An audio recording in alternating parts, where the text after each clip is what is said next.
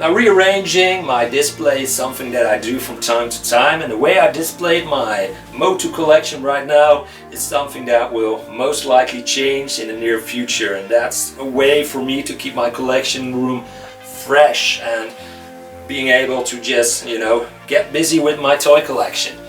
Today it's about vintage Master of the Universe toys, and I displayed them in order of year and wave.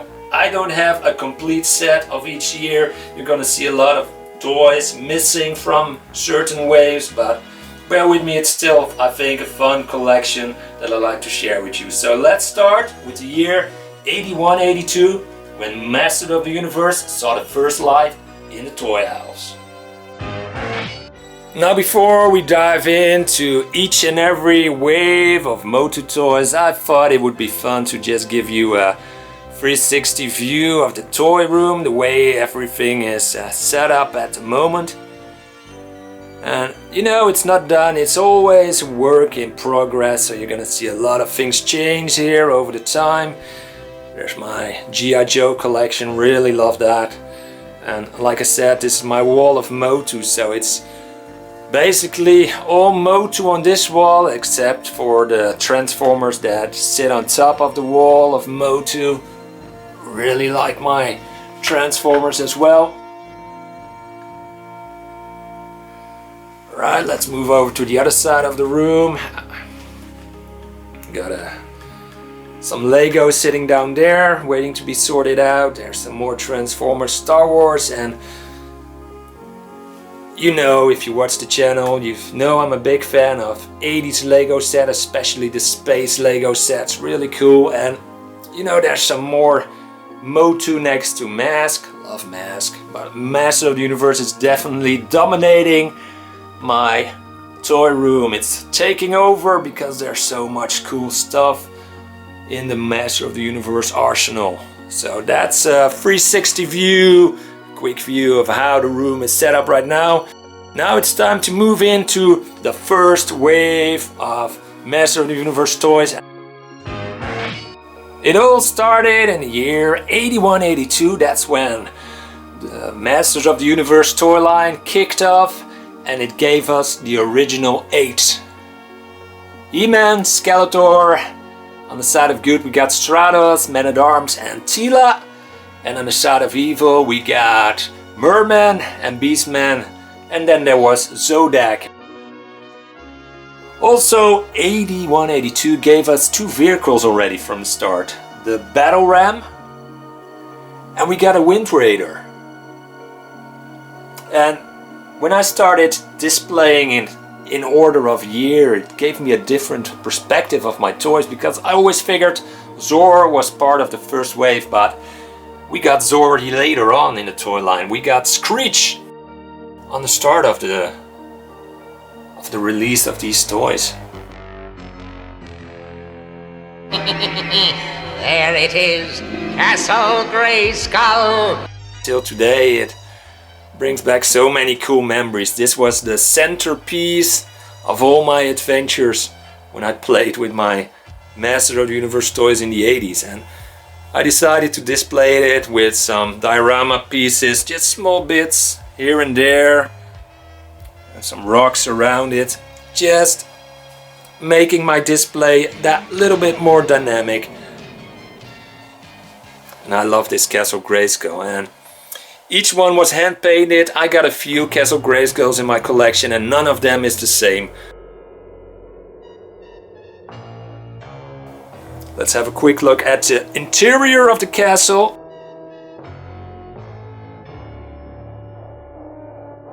And it just doesn't get any better than this in the 80s. This was, and probably still is, my favorite 80s playset. Let's have a quick look at the original box, which is arguably the coolest box art ever created. Just look at that, that's cool. And the fun fact about that first wave of MOTU figures is we got some paint variations, like the dots on the helmet of Man-at-Arms, the first released 8-pack. Man at Arms had red dots on top of its helmet. Skeletor, as we know him, we got a half-boothed Skeletor, and he's called half-boothed because only half of his boots are painted. They're blue on the other side, and you can also recognize a half-boot Skeletor because paint app in the eyes is a bit different. There's some blue there. A great first wave that kicked off the series, and from 81-82 we go to the year 83 when we got the second wave of MOTU toys. And this is a complete wave again. I've got the first wave complete, second wave also complete. We got some cool vehicles again. Tech Track. Looked nothing like the one in the cartoon. We got a Wind Raider here. And there is Zor. The second wave we got another bird, a repaint of Screech, Zor. And you know, like I said earlier on, it really surprised me that they choose to go with Screech first and bring out Zor in the second year. Also we got Many Faces, a Ram Man, and on the side of Evil we got Trapjaw, Evelyn, Faker, and Triclops. And we got Pantor, we got another big cat. So Battle Cat was part of the first wave and Pantor came in the second wave. And another fun fact about this second wave is Triclops and Trapjaw came with a glow-in-the-dark ring.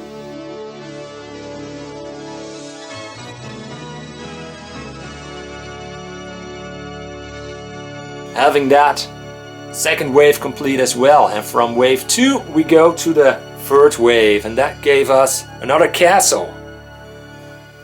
84 was the year we saw Snake Mountain, and what a cool playset it is. I displayed it again with some rocks that I found in the woods nearby and some aquarium display rocks at the bottom there, just, you know, bringing the display a bit more to life. And the figures you see here are part of that third wave. We got Webstore, we got Clawful, and look at his feet, because you're gonna see another Clawful in just a bit, and the feet are going to be different on that. So again, we got some cool variations there. We got Yitsu,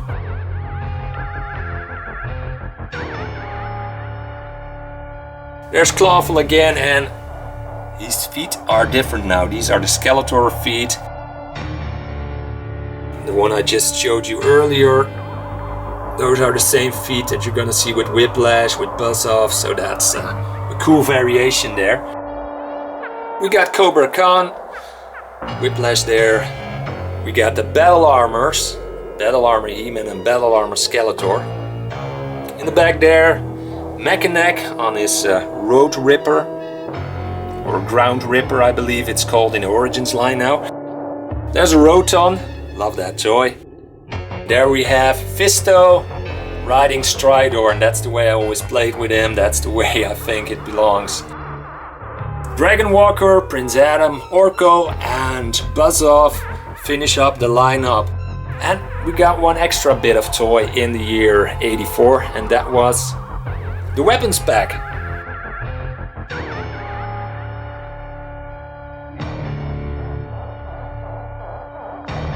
Up here in my collection I have a still on card Stridor, Pantor, and the weapon pack still on card. And I also have, yeah, there he is, Whiplash, still mint on card, and a Battle Armor Skeletor, which was a beautiful, wonderful gift from my good buddy Jeff Barker. So that's the year 84. Onwards to the fourth wave, and then we go to this side of the tour room. We got another playset, the Fright Zone, and we got an all new crew of baddies to join the fun, and that's the Evil Horde.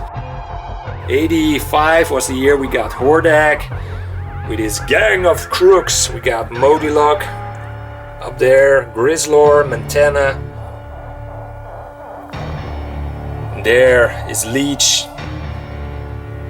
Still have the original hand puppet, dragon or snake-like monster, but over the years it's slowly falling apart. But it's still okay enough for display, and I really like to display it as long as I can with the monster on the Fright Zone set. So that's a pretty cool set we got in 85. Not as big as Castle Grayskull and Snake Mountain. Look at them side by side. It's definitely a smaller playset. There's not much happening on the inside of the playset.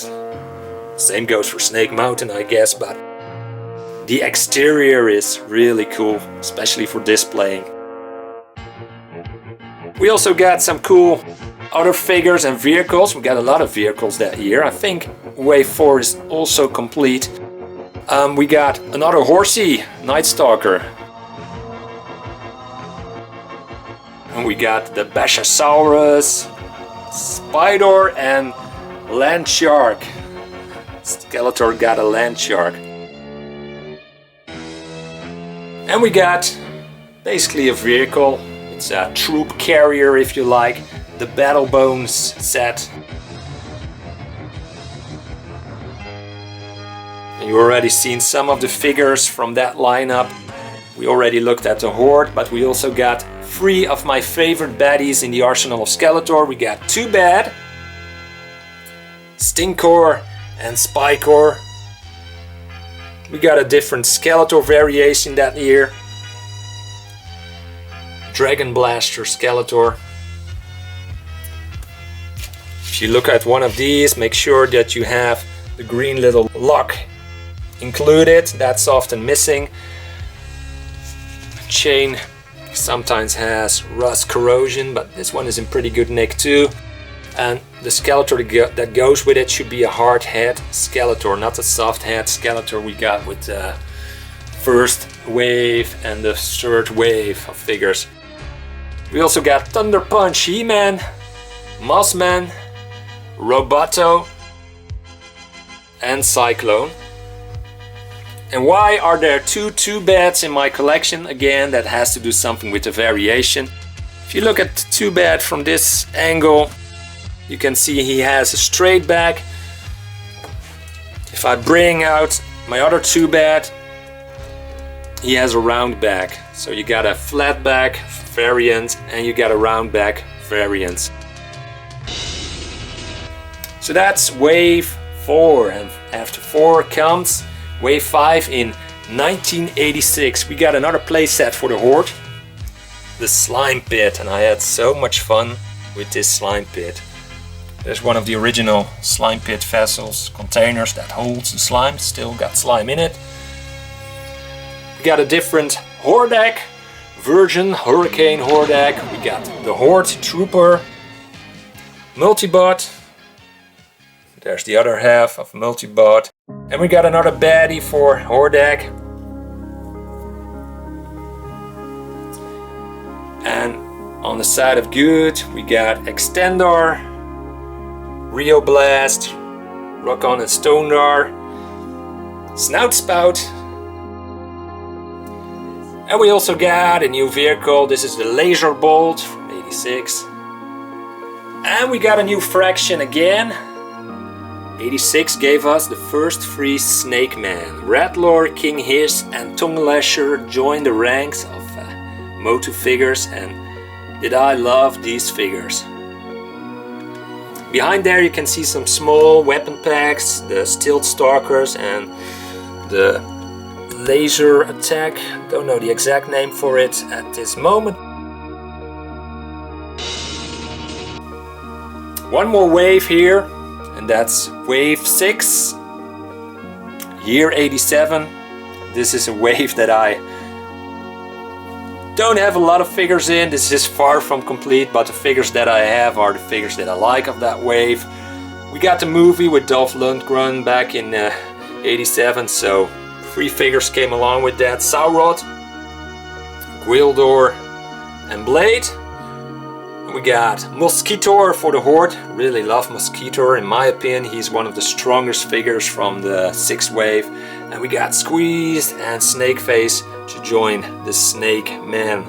And that's all I have from that wave in '87. There was one more year after that, '88, when we got the laser thingy, Skeletor and He-Man. I don't know the exact names, and I don't really care for those figures. It's basically the first waves with figures and vehicles and playsets that you also saw in the Filmation cartoon that are really rocking my boat, and everything that came after that. Some of it I like, some of it I don't like. So there's a box multi-bot up there.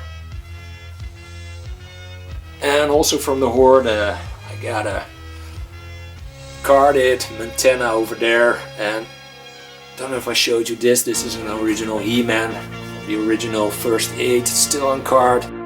So yeah, I got a bit carded and boxed, and most of it is loose, and I like the loose stuff, so you can pick it up and play with it or rearrange your display, so that's really fun. So yeah, that's basically my MOTU vintage collection arranged on year of wave. Hope you enjoyed that. So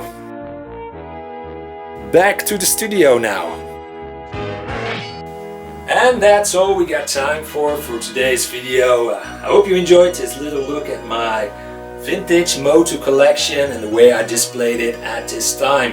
For me personally, it definitely gave me a different perspective seeing the toy line released each year and wave what came out, and there were a lot of surprises there, like Strider and Night Stalker, the two horses, not being released in the same year. And for me, in my mind, they were always released at the same time, and the same for the birds, Screech and Zord. There was not a year between those two in the order of being released, and a lot of more surprises there. So playing around with your display and rearranging toys definitely can give a new, fresh perspective on what you have in your collection. That's all. Like I said, we got time for today's video. Stay tuned for more content to come. Thanks for watching, and I hope to see each and every one of you on the next one.